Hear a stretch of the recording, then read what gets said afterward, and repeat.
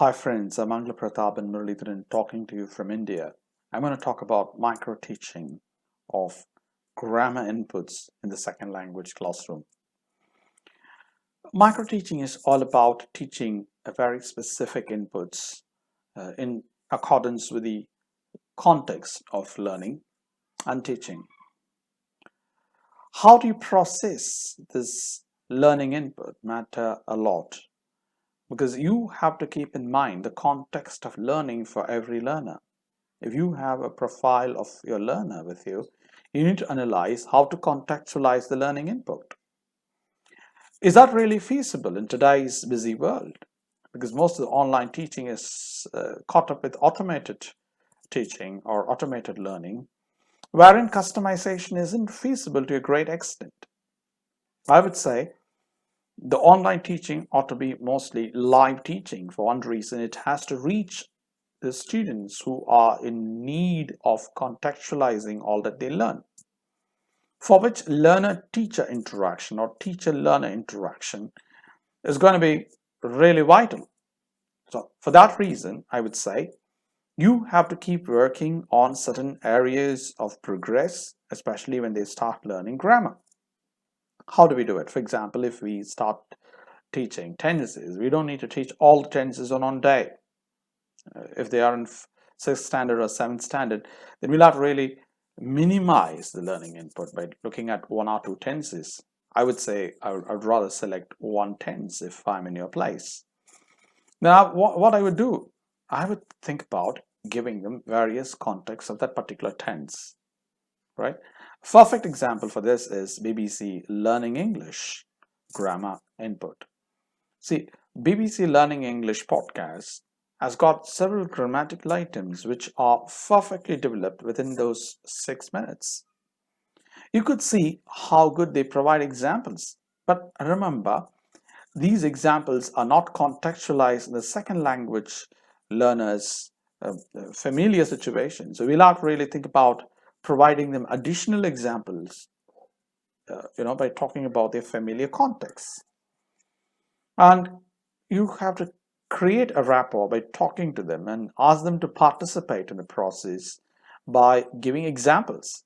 So you can make learners provide examples on each input that you provide.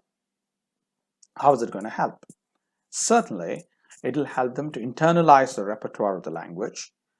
It would support them in a way to create a context on their own to communicate with people.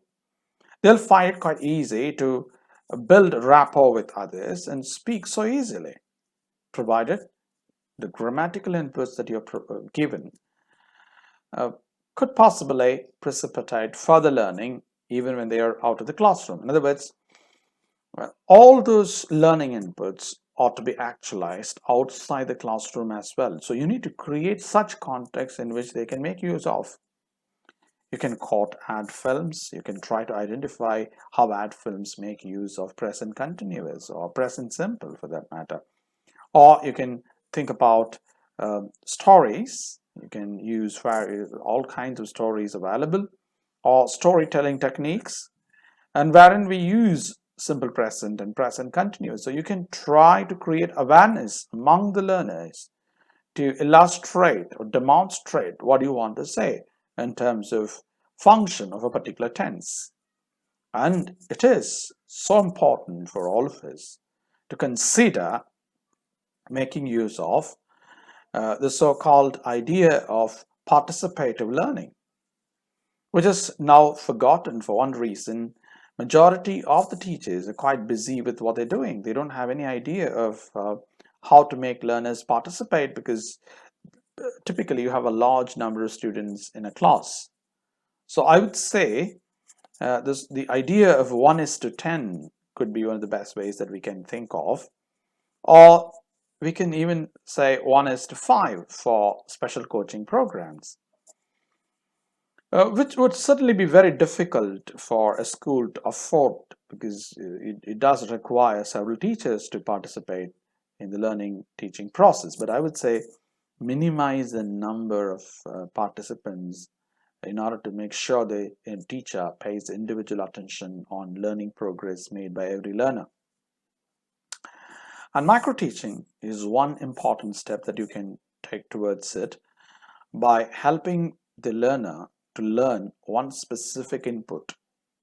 And then what you can do, you can provide examples, a wide range of examples. For every input, you should give at least 10 to 20 examples and make sure the learners themselves come forward to provide examples. Those examples could be written and could be showcased to demonstrate the progress in learning. And those who don't really participate, or there are learners who are hesitant to participate, such learners could be motivated to come up with their own examples. I think I've done the best within the given time. I wish you can also think about your own ideas on learning and teaching grammar. In case you need further inputs, you're free to talk to me. I'm there to support you. Hope this will help you in a big way to enhance the learning teaching process in our online classes. If ever you have any doubts or questions, please feel free to talk to me, contact me. Wish you all success. Goodbye. See you.